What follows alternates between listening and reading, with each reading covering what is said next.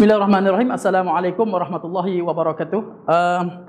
Alhamdulillah, bersyukur kita kepada Allah Subhanahu wa taala. Hari ini kita sambung tajuk pelajaran kita, tajuk yang kedua dalam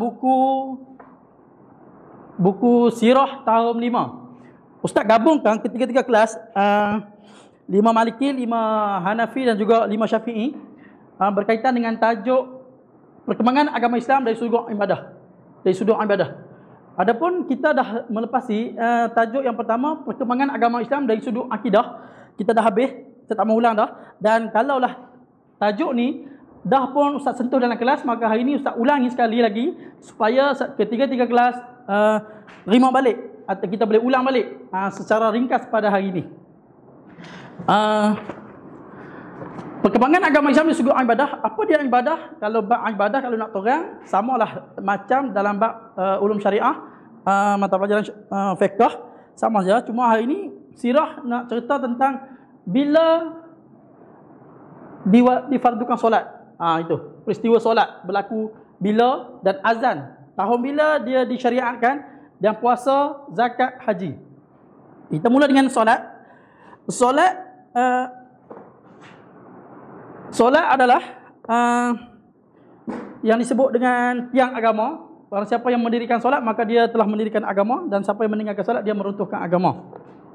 Dalam sirah berlaku satu peristiwa, di mana peristiwa Isra wal Mi'raj. Di situ difardukan, ringkaskan cerita, difardukan solat. Nabi menerima solat di Sidratul Muntaha di malam 27 Rejab tahun ke-11 ataupun tahun ke-10. Dalam buku ini tulis 10 kenabian, tahun ke-10 kenabian. Nabi diangkat pada malam tu, naik ke langit, secara ringkasnya. Dan Rasulullah mulanya Rasulullah menerima solat 50 fardu dalam satu hari. Maka Nabi turun hingga ke langit yang ke-6, di mana dalam peristiwa Isra Mi'raj menceritakan di langit pertama Nabi bertemu dengan Nabi Adam alaihissalam, dan langit yang kedua Nabi bertemu dengan Nabi Yahya, Isa. Langit yang ketiga Nabi bertemu dengan Nabi Yusuf. Langit yang keempat Nabi bertemu dengan Nabi Idris, dan langit yang kelima Nabi bertemu dengan Nabi Harun. Langit yang keenam Nabi Musa, dan langit yang ketujuh Nabi bertemu dengan Nabi Ibrahim. Di mana peristiwa ni Nabi turun daripada Sidratul Muntaha hingga ke langit yang ke-6 bertemu dengan Nabi Musa, mengatakan solat 50 waktu ni tidak mampu dilakukan oleh umat Tuhan hamba. Maka disuruh Nabi kita naik semula untuk mengurangkan 50 fardu solat itu kepada dikurangkan sehingga berapa yang boleh. Maka Nabi ulang alik sehinggalah 9 kali naik turun Nabi Rasulullah SAW ni bertemu dengan Allah, mengurangkan solat tadi daripada 50 waktu kepada 5 waktu sahaja. Bila berlaku? Pada tahun ke-10 kenabian. Jadi itu adalah solat. Yang kedua, azan. Azan juga adalah satu, kita panggil apa? Azan untuk memanggil orang ramai datang ke masjid atau ke mana-mana tempat untuk membuatkan satu amal solat. Itu adalah azan, panggilan. Maka azan ini disyariatkan pada tahun pertama hijrah, di mana Rasulullah berhijrah daripada Mekah ke Madinah membina masjid. Apabila siap pembinaan masjid yang dinamakan Masjid Nabawi, Rasulullah menyuruh Bilal bin Rabah untuk melakukan azan. Azan ini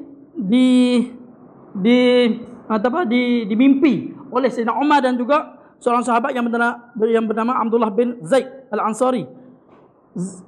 Abdullah bin Zaid Al-Ansari lah mengajar kepada Bilal bin Rabah kalimah-kalimah azan. Maka Bilal mengazankan kalimah azan ni setiap kali masuk waktu solat. Dan di kota Mekah pada tahun ke-8 hijrah, pembukaan kota Mekah, Bilal bin Rabah melakukan azan kali pertama di kota Mekah adalah di atas Kaabah, di dalam peristiwa pembukaan kota Mekah. Okey, baik. Iaitu azan solat Zuhur. Bilal bin Rabah melaungkan azan di atas Kaabah di kota Mekah pada waktu Zuhur. Okey. Ibadah yang ketiga ialah ibadah puasa. Puasa difardukan pada tahun kedua Hijrah. Peristiwa yang berlaku pada bulan Ramadan ataupun dalam bulan puasa pada zaman Rasulullah adalah satu yang pertamanya nuzul Quran. Al-Quran diturunkan pada malam 7 bulan Ramadan dalam peristiwa kita panggil nuzul Quran lah. Dan juga umat Nabi Muhammad dianugerahkan satu malam yang istimewa dalam bulan Ramadan juga disebut dengan malam Lailatul Qadar. Dan perang Badar juga berlaku dalam bulan Ramadan. Ini bermakna puasa bukanlah menghalang orang Islam daripada melakukan ibadah ataupun pekerjaan. Itu berkaitan dengan puasa. Seterusnya zakat. Zakat difardukan atau diwajibkan kepada umat Islam pada bulan Syawal, tahun kedua Hijrah juga. Dia berlaku pada tahun kedua Hijrah. Selepas kewafatan Rasulullah, peristiwa zakat ni ramai sahabat tidak mahu membayar zakat. Sehingga kan zaman Sayyidina Abu Bakar menjadi khalifah telah mengisytiharkan perang kepada sahabat-sahabat yang tidak membayar zakat. Lalu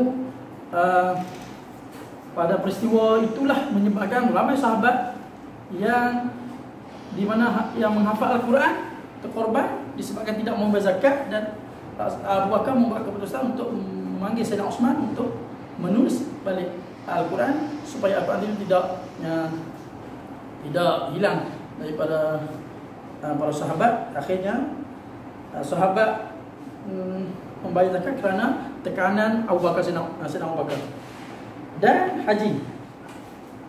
Haji difardukan pada tahun ke-9 Hijrah, di mana meneruskan amalan Nabi Ibrahim alaihissalam, di mana haji sebelum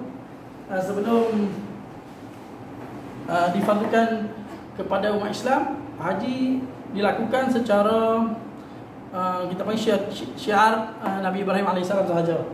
Dan Rasulullah mengerjakan haji sekali saja seumur hidup baginda, di mana yang disebut dengan Hajatul Wida yang berlaku pada tahun ke-10 kenabian. Wallahu a'lam. Itu secara ringkas berkaitan dengan perkembangan agama Islam dari sudut ibadah. Jadi nota yang lebih antum semua boleh rujuk pada buku teks sirah. Wabillahi taufiq wa hidayah. Assalamualaikum warahmatullahi wabarakatuh.